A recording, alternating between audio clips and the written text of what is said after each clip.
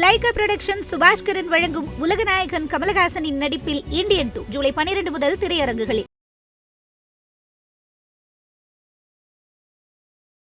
தமிழக வெற்றி கழகம் விஜய் அவர்களுக்கு தொடங்கியிருக்கக்கூடிய கட்சி விரைவில் முடிவுக்கு வரும்னு சொல்லிட்டு இந்து மக்கள் கட்சி சார்பாக ஒரு அறிக்கையை வெளியிட்டிருக்கீங்க. கட்சி அறிவிப்பு மட்டும் தான் வெளியிட்டிருக்காரு.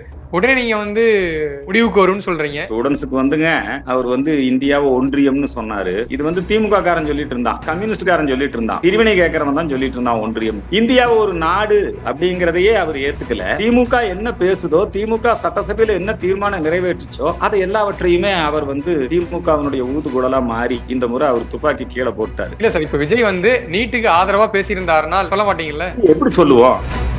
நீட்டுக்கு எதிராக பேசினா தான் கோட்டு ரிலீஸ் ஆகும். ஆதரவா பேசினா தானே ஆளுங்கட்சி பகைச்சுக்க முடியாது, அதுவும் திமுகவை பகைச்சுக்க முடியாது. ஜெய் ஸ்ரீராம் அப்படின்னு சொல்லியிருந்தாருன்னா அது வேற மாதிரி ஆயிருக்கும். அது ரொம்ப நல்லா இருந்திருக்கும்.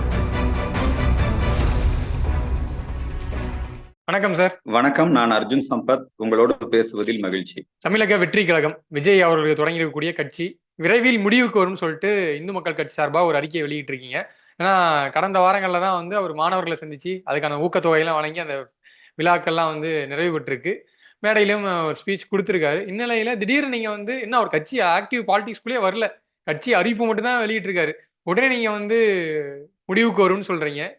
எதை பேஸ் பண்ணி முடிவுக்கு வரும்னு சொல்லியிருக்கீங்க சார்? சார், இதே மாதிரி தான் ஐயா கமலஹாசன் ஒரு பெரிய கட்சி ஆரம்பிச்சாருங்க. லஞ்ச ஊழலை எதிர்க்கிறேன், பரம்பரை ஆட்சியை எதிர்க்கிறேன், என்னங்க அரசியல்ல ஒரு புதிய அணுகுமுறையோட நான் வரப்போறேன்னு சொல்லி மக்கள் நீதி மையம்ங்கிற அமைப்பை துவக்கினாரு. அவரு டார்ச் லைட்டுங்கிற சின்னத்தை வாங்கி பரவலா எல்லா இடத்துலயும் போட்டிட்டாரு. அந்த டார்ச் லைட் சின்னத்தை வச்சு அந்த திமுக அதனுடைய அந்த டிவியை உடைச்சாரு. அவர் தொடர்ந்து லஞ்ச ஊழலுக்கு எதிராக குரல் கொடுத்துக்கிட்டு இருந்தாரு. அதுக்கப்புறம் ஒரு 2 தேர்தலுக்கு பிறகு அப்படியே நிலைமை மாறி அவர் திமுகவினுடைய ஊதுகுழலா மாறிட்டாரு. இப்போ கமலஹாசன் அவர்கள் முதல்ல சினிமா படம், அதுல ரெட் ஜெயண்ட், சன் பிக்சர்ஸ் இதுல எல்லாம் நடிக்க ஆரம்பிச்சாரு. அது வியாபாரம் வேற அரசியல் வேற அப்படின்னு நினைச்சுக்கிட்டு இருந்தாங்க மக்கள். அப்புறம் பார்த்தா அதுக்கப்புறம் அவர் மக்கள் நீதி மையம் கடந்த தேர்தல்ல திமுகவுக்கு ஆதரவாகவே பிரச்சாரத்துல களத்துல இறங்கி அவர் பிரச்சாரம் செய்தார். இதுக்கும் மக்கள் நீதி மையத்துக்கு கூட்டணியில இடம் கொடுத்தாங்க, இதயத்துல இடம் கொடுத்தாங்க, இப்ப ராஜ்யசபையில இடம் கொடுக்கறதா சொல்லியிருக்காங்க. ஒரு சீட்டு கூட வாங்காம அவர் தமிழ்நாடு முழுக்க போய் உதயநிதியை ஆதரிச்சு பேசிட்டு வந்தாரு. இப்ப திமுகவுடைய ஊதுகுழலா அவர் மக்கள் நீதி மையம் திமுக நீதி மையமா மாறிடுச்சு. கமலஹாசன் அதே மாதிரி ஏன் சார் விஜய் சொல்றீங்க? அப்படித்தானுங்க விஜய் அவர் நல்ல உச்சத்துல இருக்கும்போது அவர் நான் இனிமேல் திரைப்படங்கள்ல நடிக்கிறத விட்டுட்டு மக்களுக்கு பணியாற்றுவதற்காக நான் அரசியலுக்கு வர்றேன்னு அறிவிச்சாரு. நாங்க கூட பரவாயில்லையே, எல்லாம் திரைப்படங்கள்ல வாய்ப்பு போன பிறகு வருவாங்க, இவர் நல்லா இருக்கும்போதே வர்றாரு, இவருக்கு ஏதோ நல்லது செய்யணுங்கிற எண்ணம் இருக்கு அப்படின்னு நினைச்சுக்கிட்டு தான் நாம ஒரு அரசியலுக்கு வருவதை நாம் எல்லாரும் வரவேற்றோம். அவங்களுடைய ரசிகர்களும் ஒரு மிகப்பெரிய எதிர்பார்ப்போட எல்லா இடங்கள்லயும் அவர் சொல்லக்கூடிய நிகழ்ச்சிகளை எல்லாம் நடத்தினாங்க. பட்டினி தினம் அன்னைக்கு அன்னதானம் பண்ணாங்க. அது விஜய் படத்தை வச்சுக்கிட்டே ஒரு பெரிய விளம்பரத்தை பண்ணினாங்க. அதே மாதிரி அவருடைய இந்த கட்சி நிகழ்ச்சிகள் இது எல்லாவற்றையுமே ரொம்ப ஊக்கத்தோட அந்த இளைஞர்கள்லாம் செஞ்சுக்கிட்டு இருந்தாங்க. இப்போ கடந்த ஆண்டு எல்லா மாணவர்களையும் அழைத்து தொகுதி வாரியா முதலிடத்துல வந்தவங்களுக்கெல்லாம் ஒரு ஊக்கத்தொகை கொடுத்தாரு. நாமளும் அதை வரவேற்றோம். இப்ப இந்த ஆண்டு அதே மாதிரி ஒரு நிகழ்ச்சி அது போன வாரம் நடந்தது. அந்த நிகழ்ச்சியில பாத்தீங்கன்னா அவர் பெரிதளவுல அரசியல் எதுவும் பேசல. அந்த நிகழ்ச்சியில என்ன பேசினார்னா, போதைப் பொருள் இன்னைக்கு ஒரு மிகப்பெரிய பிரச்சனையா இருக்கு, கள்ளச்சாராய சாவு மிகப்பெரிய பிரச்சனையா இருக்கு, இது எல்லாமே அரசாங்கம் செய்யணும், நம்ம யாரும் காத்துக்கிட்டு இருக்க வேண்டாம், பெற்றோர்களும் பொறுப்புணர்வோட பொதுமக்களும் இதுக்கு எதிராக விழிப்புணர்வோட இருக்கணும், அவங்களுக்கும் கடமைகள் இருக்குன்னாரு. அதாவது அவர் பேசிய தொனி என்னன்னா, அதாவது அரசாங்க சாராய கடையை திறந்து வைக்கும், சாராயத்தை விற்பனை செய்யும், போதைய பல்வேறு பேர்கள்ல பரப்பும், வீரன் சரக்கு, கோதுமை பீரு, என்னங்க டெட்ரா பேக்கெட்ல கொடுக்கலாமா, 100 மில்லியா கொடுக்கலாமா, எப்படியெல்லாம் சாராய விற்பனையை அதிகரிக்கணுமோ அதே மாதிரி கஞ்சா அப்படின்னு போதைப் பொருட்கள் இதெல்லாமே இன்னைக்கு தமிழ்நாடு முழுக்க பரவலா இருக்குங்கிறது தெரியும். இது சம்பந்தமா அரசாங்கம் கடுமையான நடவடிக்கை எடுத்து இந்த கஞ்சா போதைப் பொருள் எல்லாம் ஒழிக்கணும், இந்த திருட்டு சாராயத்தை ஒழிக்கணும், தடுக்கணும். இது அரசாங்கம் செய்ய வேண்டிய வேலை. சார் ஒரு ஆனா சின்ன நினைவூட்டல். அவரு அங்க என்ன பொதுமக்கள் இல்ல சார் அங்க என்ன அவர் ஸ்பீச் குடுக்கும்போது சொன்னாருன்னா, நீங்க சொன்னதெல்லாம் சொன்னாரு. இந்த மாரி வந்து போதைப் பொருட்கள் பழக்கத்திலருந்து நாமளே தற்காத்துக்கணும். இதுக்கு வந்து நாம வந்து ஆமா. கடை சாத்துவோம்னு சொல்ல, அதே மாரி இன்னொன்னு சொன்னாருன்னா, நான் இன்னும் அதுக்காக வந்து இங்க இருக்கக்கூடிய அரசாங்கம் அத செய்ய தவறிட்டுச்சுன்னு நான் சொல்லல. ஏன்னா இது வந்து நான் அரசியல் குறை சொல்ல பேசக்கூடிய மாட்டேன். அரசியல் அப்படி சொல்லல சார். இது வந்து அரசியல் பேசக்கூடிய மேடை அல்ல. இது வந்து மாணவர்களுக்கான மேடை. நான் இங்க வந்து இந்த விஷயத்த நான் பேச விரும்பல. நான் அதுக்கான மேடை வந்து வேற. இது அது கிடையாதுன்னு சொல்லிட்டு அப்போ பசங்களுக்கு அதான் போன அட்வைஸ் வாரம் குடுத்தாரு சார். போ பசங்களுக்கு அட்வைஸ் மட்டும் தான் குடுத்தாரு ஆமா. ஒழிஞ்சு, ரொம்ப போதைப் நல்லா பொருள பத்தி அட்வைஸ் அங்க பேசல. பண்ணாருங்க. ரொம்ப நல்லா அட்வைஸ் பண்ணாரு. அதெல்லாம் கரெக்ட் தான் நீங்க சொல்றது. அப்படியே இந்த உதயநிதி மேல வந்து அவங்க அயலக அணி, அந்த அமைப்பை சேர்ந்தவங்க போதைப் பொருள் கடத்தல் ஈடுபட்டு இப்போ சிறையில் இருக்கிறாங்க. அதனால அந்த போதைப் பொருள் நடமாட்டம் பரவலா எல்லா இடத்துலயும் இருக்குது. ஒரு முறை கடந்த வருடத்துல கள்ளச்சாராய சாவு. அதுக்கப்புறம் பரவலா கவர்மெண்ட் எல்லா இடத்துலயும் ரெய்டு பண்ணி நிறைய ஊழல்கள், சாராய ஊழல்களை எல்லாம் அழிச்சாங்க. நிறைய பேருக்கு மேல வழக்கு போட்டாங்க. இந்த ஆண்டு கள்ளக்குறிச்சி சாவுக்கும் அதே மாதிரி தான் இப்ப நடவடிக்கை எடுத்துக்கிட்டு இருக்கிறாங்க.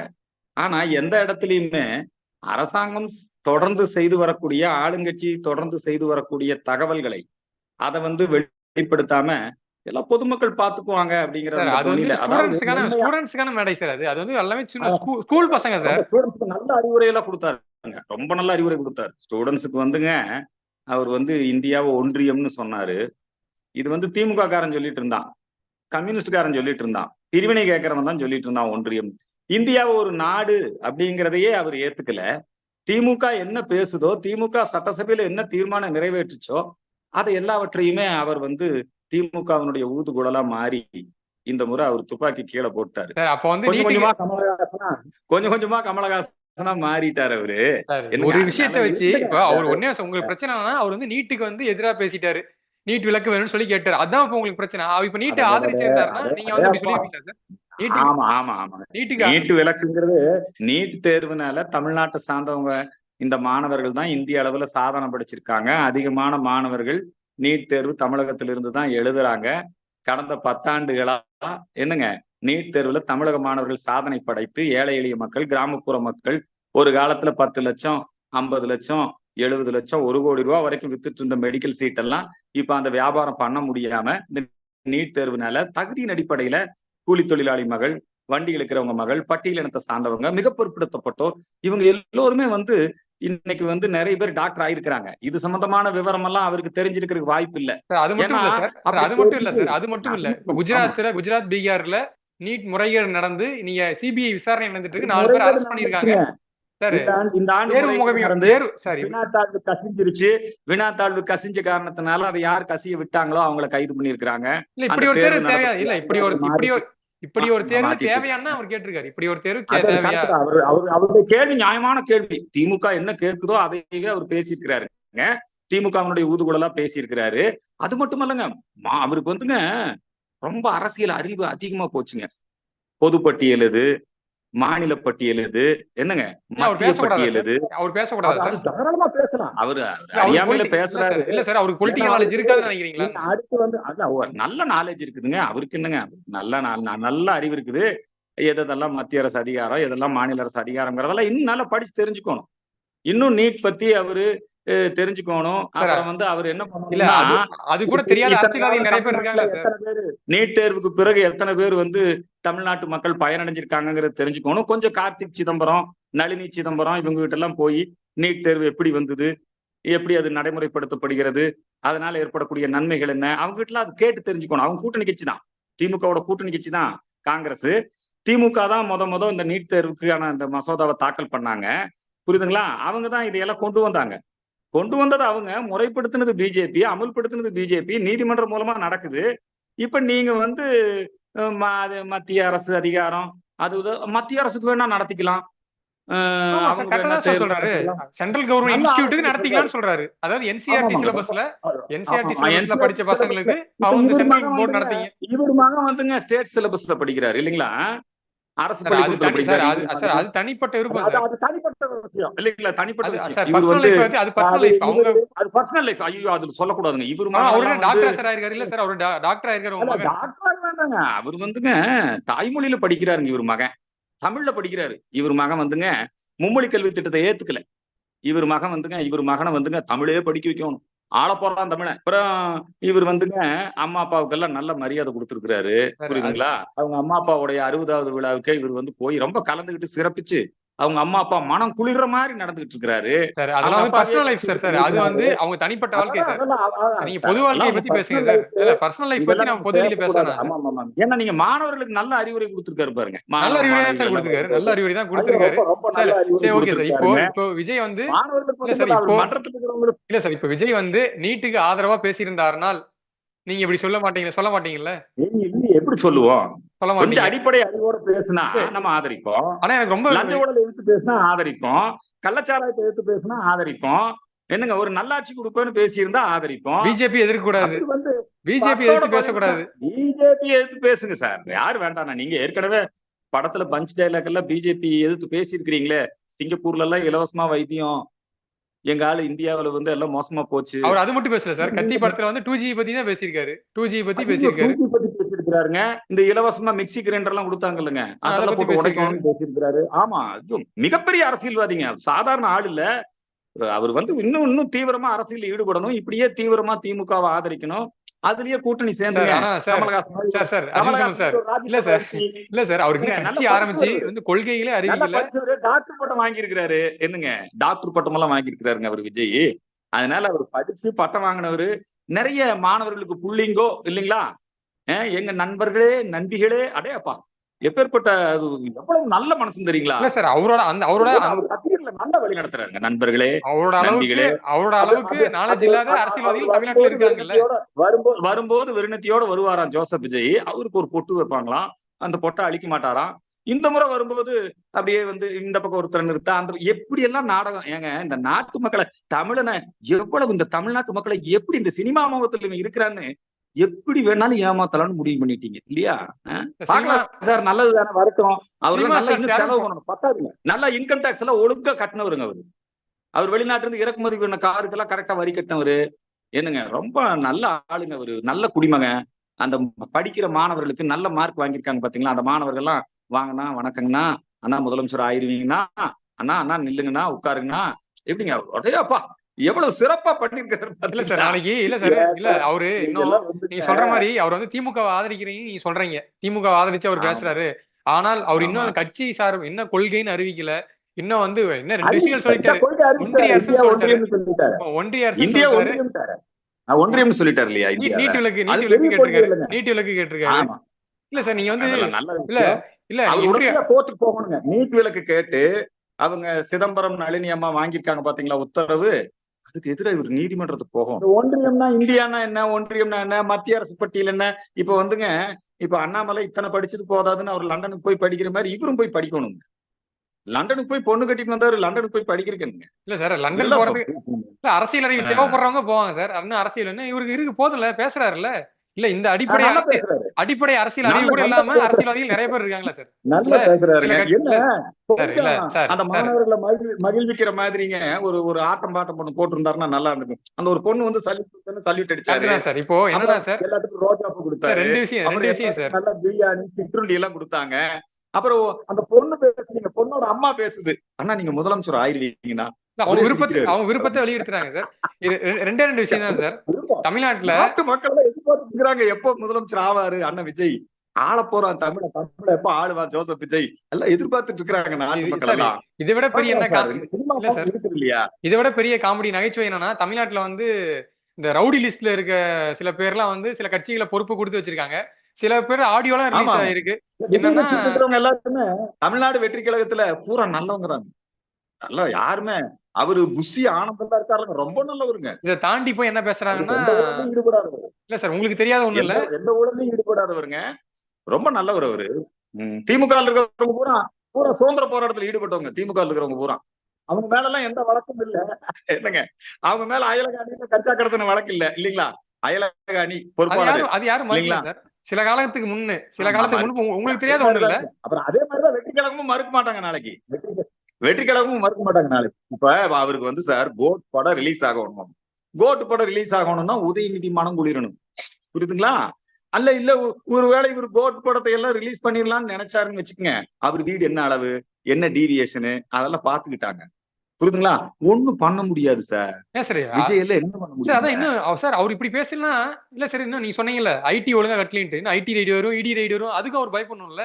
பிஜேபி அதான் பயப்படாம உதயநிதிக்கு சாதகமா பேசிட்டாரு பாத்தீங்களா? பயப்படாம இல்ல சார் ஒரு படம் ரிலீஸ் இல்ல சார் பிஜேபி எதிர்த்திருக்காரு. ஐடி ரைடு இடி ரைடு வரும், அதுக்கு பயப்படுவார்ல. கோட்டு வரணும். அதுதான் நீட்டுக்கு எதிரா பேசினா தான் கோட்டு வந்து ரிலீஸ் ஆகும். ஆதரவா பேசினா தானே. ஆளுங்கட்சி பகைச்சுக்க முடியாது, அதுவும் திமுகவை பகைச்சுக்க முடியாது. கொஞ்சம் அவருக்கு வந்து வளைவு நூலன நெளிவு சுழிவு எல்லாம் தெரிஞ்சு நல்லா எழுதி கொடுத்துருக்காங்க சார். அவருக்கு வந்து அவரு வந்து நல்லா படிச்சு அந்த 3 பாயிண்ட கரெக்டா சொல்றாரு. மத்திய பட்டியல் ஸ்டாலின் மாதிரி திக்குவாயல்ல இல்ல அவரு. ஸ்டாலின் மாதிரி பார்த்து படிச்சாலும் கரெக்டா படிக்கிறாரு. டெலிபிராம்டர்லாம் வச்சு படிக்கிற மாதிரிலாம் படிக்கிறாரு, சிறப்பா பண்றாரு.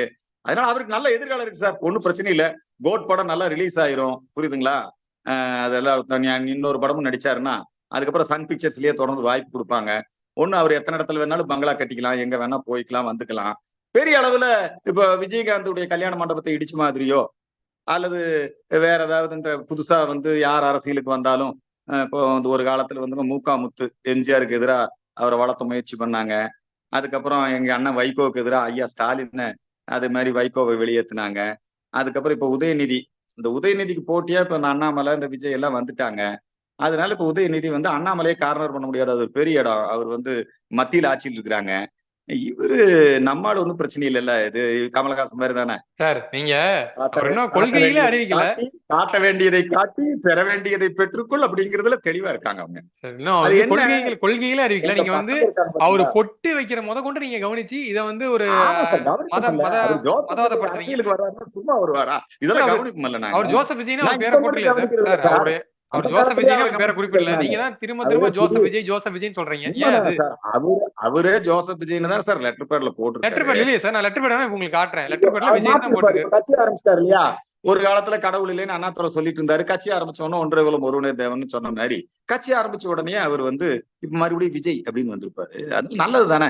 எங்க புள்ளைங்க நல்ல புள்ளைங்க ஏமாந்துருவாங்க. இல்ல சார் நீங்க சொன்னீங்களா சார் தமிழ்நாட்டுல எப்படிலாம் சில கட்சிகள் இருக்கோ, சில ஒரு ஆடியோ ரிலீஸ் ஆச்சு கடந்த காலங்கள்ல. தமிழ்நாட்டுல வந்து கலவரத்தை ஏற்படுத்தினாதான் பாஜக வந்து ஆட்சிக்கு வர முடியும்னு ஒரு ஆடியோ ரிலீஸ் ஆச்சு. அதை கம்பேர் பண்ணும்போது விஜய் ஒண்ணு பெருசா பேசலையே சார். அவரே கலவரம் பண்ண போறாரு. அவர் வந்து நீட் விலக்கு தான் பேசுறாரு. நீட் விலக்கு தான் பேசுறாரு. அவர் என்ன கலவரத்தை ஏற்படுத்தாம பேசிருக்காரு? என்னங்க சென்னையில ஒரு தேட்டரை பூரா அடிச்சு உடைச்சானு பாருங்க. என்னங்க தேட்டரை பூரா விஜய் ரசிகர்கள்ங்க சும்மா ஒரு ஷோ தான், ரசிகர் ஷோ தான். வெளியே வந்து பாத்தீங்கன்னா அந்த தேட்டர்ல ஒரு இருக்கை கூட நல்லா இல்லைங்க. ரொம்ப நல்லவங்க. புரியுதுங்களா? அதே மாதிரி தர்மபுரி, வேலூர், கோயம்புத்தூர் இந்த பகுதிகள் எல்லாமுங்க விஜய் ரசிகர்கள் ரொம்ப நாகரிகமா நடந்துக்குவாங்க. அது இவர் ஊக்குவிப்பார் நம்ம ஆளு விஜய். புரியுதுங்களா? அதனால அவங்களாம் ரொம்ப நல்லவங்க. இந்த பிஜேபி காரனுக்கு தான் அதற்கெல்லாம் பூரா எல்லாம் கலவரம் பண்ணத்தான் ஜெயிக்கணும்னு நினைக்கிறாங்க. இவங்க எல்லாம் கலவரம் பண்ண இவர் படம் ரிலீஸ் ஆனா எந்த கலவரமும் நடக்காது சார். ஒன்னும் பிரச்சனை. Okay sir. நீங்க வந்து கொள்கை இல்லைன்னு சொல்றீங்க. கடந்த வாரம், போன வாரம், இந்த வாரம் சொல்லி ஒரு அறிக்கை வெளியிட்டிருக்கீங்க. போன வாரம் கொள்கை இல்லை, இந்த வாரம் கொள்கை இல்லை. அவர் என்ன கொள்கையை அறிவிக்கலையா சார்? அண்ணா கொள்கை என்ன அறிவிக்கணும்? அவருடைய கொள்கையில அறிவிக்கணும். நான் வந்து எல்லாம் காத்துக்கிட்டு இருக்கோம், கூர்ந்து கவனிச்சுட்டு இருக்கோம். நீங்க சொன்ன மாதிரி கொள்கையில அறிவிக்கணும். ஒருத்தர் கட்சி ஆரம்பிச்சு இன்னும் வர்றதுக்குள்ளேயே நீங்க வந்து ஒரு சாயம் பூசி அவரை வந்து ஆரம்பிக்க விடாம செயல்பட விடாம நீங்க முடக்கிறது வந்து எந்த அளவுக்கு சார் சரியானது? நீங்க கொள்கையை அறிவிச்சிருந்தாருன்னா ஒன்றிய அரசு சொன்னது இப்ப உங்களுக்கு வந்து கோவம் வந்துருச்சு. எப்படி நீ சொல்லலாம்? எங்களை வந்து நீங்க இப்படி பேசக்கூடாதுங்க. நாங்க போய் அவரை முடக்க முடியுமா? அவருடைய சக்தி என்ன, மக்கள் செல்வாக்கு என்ன? அவர் போய் அப்படி கேரளால அப்படி செல்ஃபி எடுக்கிறாரு சார். எப்படி இங்க மட்டும் இல்ல, கேரளாலே அவர் கட்சி ஆரம்பிக்கும். அவர் ஒரு ஷூட்டிங் போனார்னா மக்கள் எப்படி போய் நிக்கிறாங்க பாத்தீங்களா? அவரை பாக்குறதுக்கு கூட்டம். அதனால நீங்க அவரை போய் நாங்க போய் எப்படி முடக்க முடியும்? உதயநிதி நினைச்சா முடக்க முடியும், திமுக நினைச்சா முடக்க முடியும். திமுக பண்ணுவாங்க. அது பண்ணதுனாலதான் பயந்துகிட்டாரு. பயந்துகிட்டு தான் பேசுறாரு. திமுக கொள்கையை இவர் பேசுறாரு. திமுகவோட ஊதுகுழலா மாறி இருக்காரு. இவருக்கு தெரியுமில்லங்க. இல்ல பிஜேபி வந்து எதிர்காலத்துல யாருக்கு தெரியும்? பிஜேபி கூட கூட்டணி வரலாம் விஜய் அவர்கள். வரலாம் இல்ல. நான் ஏற்கனவே சொல்லியிருக்கேன், நீ அண்ணாமலை ஆதரியப்பா. நீ இப்படி எல்லாம் தனியா கட்சி ஆரம்பிச்சீங்கன்னா ஐயா உங்களை வந்து இந்த திமுக காரங்க நசுக்கி போடுவாங்க. நீ வந்து அண்ணாமலை கூட நில்லு. ஊழல லஞ்ச ஊழல எதிர்ப்பு. புரியுதுங்களா? அப்ப ஜோசப் விஜய் சொல்ல மாட்டீங்களா? அப்ப ஜோசப் விஜய் சொல்ல மாட்டீங்களா? ஜோசப் விஜய்ங்கிற தனிநபரா உங்களை பாக்கல. எங்க தமிழ் மக்கள் வந்துங்க நிறைய பேர் இளைஞர்கள் இளம் பெண்கள் எல்லாம் நிறைய ரசிகரா இருக்கிறாங்க அவருக்கு. அப்ப அவங்களையெல்லாம் நீ சரியா வழி நடத்தணும்ல. அவங்களுக்கு போய் ஒன்றியம் நீ சொன்னேன்னா நாளைக்கு எப்படியப்பா அது நியாயமா? நீயே சொல்லு. நீ ஒரு தேசபக்தி உள்ளவன், தமிழ்நாடு உரிமைக்காக போராடக்கூடியவன். நீங்க போய் வந்து தமிழ்நாடு வெற்றி கழகம்னு பேர் வச்சுட்டு திராவிட முன்னேற்ற கழகத்துக்கு ஊதுகுழலா மாறினீங்கன்னா அது எப்படி நாங்க ஒத்துக்க முடியும்? உங்களுக்கு ஒரு நல்ல அறிவுரை சொல்றோம். அது எப்படி சார் பிஜேபி எதுக்குறாங்கன்னா அவங்க வந்து திமுக ஊதுக்குழால மட்டும் தான் இருப்பாங்களா? ஏன் இவரு ஒரு தனி பாதையை போட்டு வர முடியாதா? திமுக சட்டமன்றத்துல நிறைவேற்றிய தீர்மானத்தை இவர் எதுக்கு சார் ஆதரிக்கணும்? சார் இவரும் நீட்டு விலக்கு தான் கோர்றாரு. இவரு மட்டும் நீட்டு விலக்கு என்ன சார்? நீட்டு விலக்கு தாராளமா கோரலாம். போய் கோர்ட்ல வழக்கு போடுங்க சார். சுப்ரீம் கோர்ட்ல போய் அந்த அம்மா இனிமேல் தமிழ்நாட்டுக்கு விலக்கே கொடுக்க முடியாதுன்னு அந்த அம்மா தீர்ப்பு வாங்கிட்டாங்க காங்கிரஸ். புரியுதுங்களா? அங்க போய் நீதிமன்றத்துல ஃபைட் பண்ணுங்க சார். அதையும் போய் இந்த படிச்சு நல்லா பாஸ் ஆயிட்டு இருக்காங்க. இப்ப பாருங்க, நீட் தேர்வுல தமிழக மாணவர்கள் சாதனை படைச்சிட்டு இருக்காங்க. ஏழை எளிய மக்கள் மருத்துவர் ஆயிட்டு இருக்காங்க. இவங்களையும் குழப்பறீங்க சார். கோச்சிங் கிளாஸ் கூட போறதுக்கு வழி இல்லாம கஷ்டப்படுறவங்க நிறைய பேர் இருக்காங்க சார். கோச்சிங் கிளாஸ் கூட போகாம அரசு பள்ளியில பயிலக்கூடிய மாணவர்கள், ஏழை எளிய மாணவர்கள் இத்தனை பேர் பேட்டி கொடுக்குறாங்களே. இப்போ